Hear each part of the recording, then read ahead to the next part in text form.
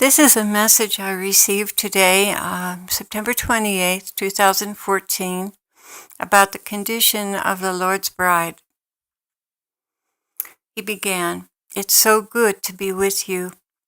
Oh, how I wish my faithful ones could understand how eternally grateful I am to them for heeding my call, to spend time with me, to keep on trying and to keep on confessing."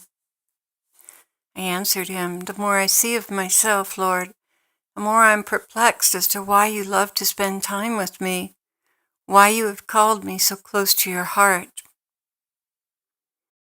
And as a side note on that, I've spent several days repenting for presumption and pride and several other things. So I'm really in a place right now where I recognize a lot of things that are not pleasing to the Lord, but that he loves me anyway. And he goes on to say, all of this, in other words, me being perplexed as to why he loves to spend time with me, is beside the point.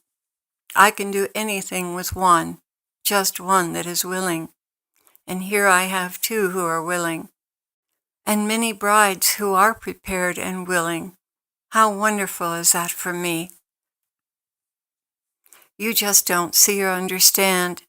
There's much I must keep secret from my prepared brides, or they would indeed be ruined. I think he's talking about pride here.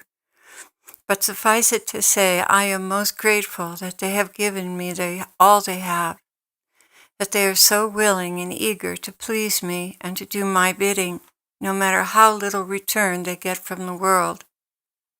This is a rare quality, giving without getting any reward, without seeing any fruit, still giving, and giving more. And I answered him, "Lord, you are my reward." And he said, "And that is as it should be. Just be my faithful plow horse, pulling, even when you're tired and hurting, still you are pulling. All of my faithful ones do me great honor by their obedience in these supposedly small things. Yet I tell you the truth, they have gathered much fruit for the kingdom of God by their simple, unflagging obedience. Much fruit. So do not be alarmed at what others call a lack of fruit.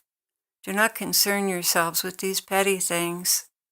Those who have obeyed have brought forth much fruit, although at this hour it remains hidden." Now here he's speaking to the bride. You have pleased me. That is all that counts.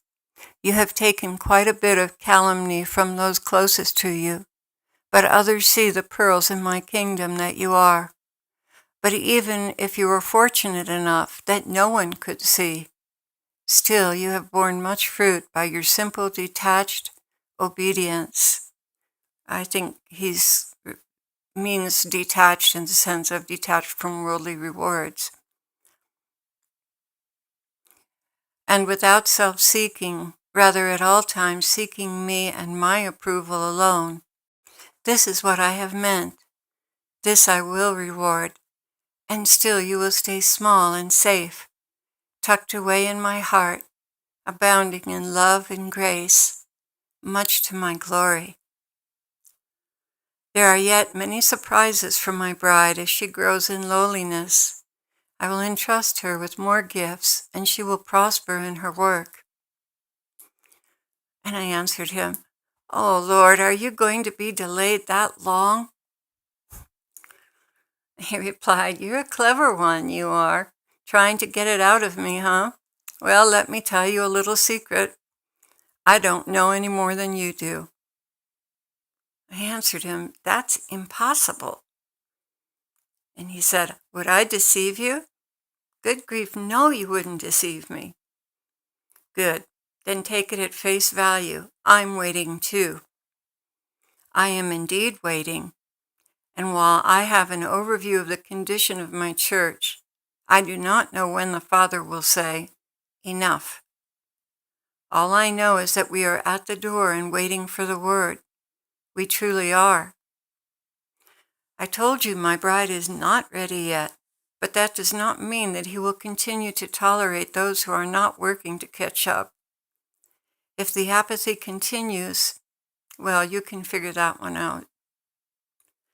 Lord, I don't understand, really forgive me, but how can you, God, not know anything? Truly this mystifies me, and it makes it so difficult to take your word at face value, even though I know you would never deceive me. I know and I understand, he replied.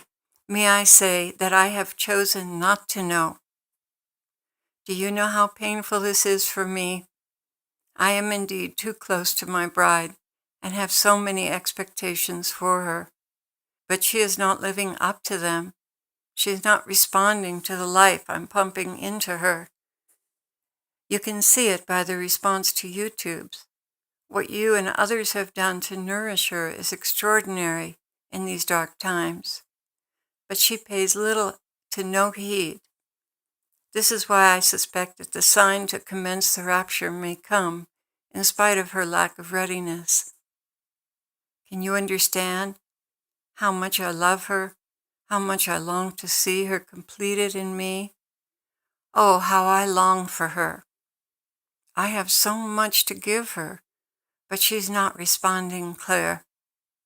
Pray that she will respond. Lord, you know how to make her respond. I've seen it time and time again in our own lives. You are amazing. Indeed, I do, but free will ties my hands. And if I must tell you all, I'm tired of seeing the suffering of those who are paying close attention and have made themselves ready. That means more suffering for them, and frankly, I'm tired of seeing my gifts ignored while my bride goes blithely along, ignoring the signs of my coming. The fresh life I give her is wasted because of her preoccupation with the world. But Lord, you have the antidote for that. Yes, and it involves more suffering for those who are faithfully waiting. But Lord, compared to your suffering for us, can we ever suffer in patience enough for just one more soul? Well, it isn't hopeless, but it is nearing that point. All I can say is be ready. At any time, my Father could call a halt to this. Any time, Claire. Wow, really? Really? Now I have explained to you why I have chosen not to know. Please do not hurt me by your unbelief. And that's the end of the message.